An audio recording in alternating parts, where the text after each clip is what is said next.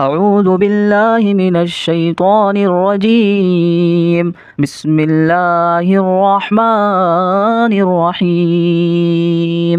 إذا وقعت الواقعة ليس لوقعتها كاذبة خافضة رافعة إذا رجت الأرض رجا وبست الجبال بسا فكانت هباء منبثا وكنتم أزواجا ثلاثة فأصحاب الميمنة ما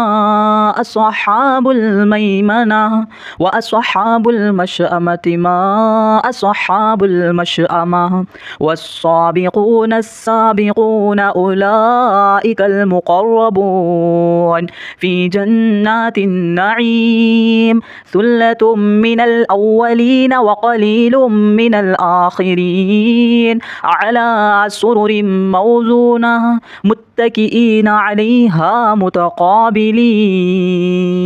يطوف عليهم بلدان مخلدون بأكواب وأباريق وكأس من معين لا يصدعون عنها ولا ينزفون وفاكهة مما يتخيرون ولحم طير مما يشتهون وحور عين كأمثال اللؤلؤ المكنون جزاء بما كانوا يعملون لا يسمعون فيها لغوا ولا تأثيما إلا قيلا سلاما سلاما وأصحاب اليمين ما أصحاب اليمين في سدر مخضود وطلح منضود وذل ممدود وماء مسكوب وفاكهة كثيرة لا مقطوعة ولا ممنوعة وفرش مرفوعة إنا أنشأناهن إن شاء فجعلناهن أبكارا عربا أترابا لأصحاب اليمين ثلة من الأولين وثلة من الآخرين وأصحاب الشمال ما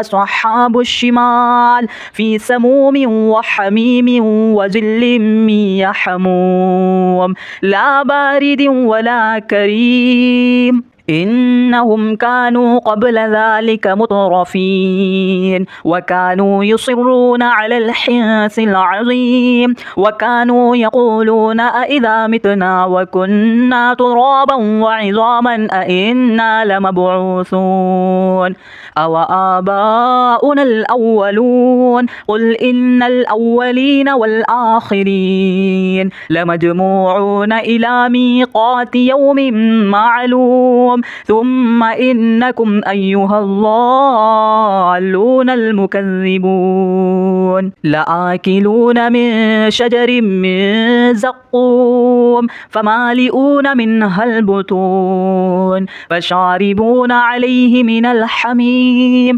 فشاربون شرب الهيم هذا نزلهم يوم الدين نحن خلقناكم فلولا تصدقون أفرأيتم ما تمنون أأنتم تخلقونه أم نحن الخالقون نحن قدرنا بينكم الموت وما نحن بمسبوقين على أن نبدل أمثالكم وننشئكم فيما لا تعلمون ولقد علمتم النشأة الأولى فلولا تذكرون أفرأيتم ما تحرثون أأنتم تزرعونه أم نحن الزارعون لو نشاء لجعلناه حطاما فظلتم تفكهون إنا لمغرمون بل نحن محرومون أفرأيتم الماء الذي تشربون أأنتم أنزلتموه من المزن أم نحن المنزلون لو نشاء جعلناه أجاجا فلولا تشكرون أفرأيتم النار التي تورون أأنتم أنشأتم شجرتها أم نحن المنشئون نحن جعلناها تذكرة ومتاعا للمقوين فسبح باسم ربك العظيم فلا أقسم بمواقع النجوم وإنه لقسم لو تعلمون عظيم إنه لقرآن كريم في كتاب مكنون لا يمسه إلا المطهرون تنزيل من رب العالمين أفبهذا الحديث أنتم مدهنون وتجعلون رزقكم أنكم تكذبون فلولا إذا بلغت الحلقوم وأنتم حينئذ تنظرون ونحن أقرب إليه منكم ولكن لا تبصرون فلولا إن كنتم غير مدينين ترجعونها إن كنتم صادقين فأما إن كان من المقربين فروح وريحان وجنة نعيم وأما إن كان من أصحاب اليمين فسلام لك من أصحاب اليمين وأما إن كان من المكذبين الضالين فنزل من حميم وتصلية جحيم إن هذا لهو حق اليقين فسبح باسم ربك العظيم.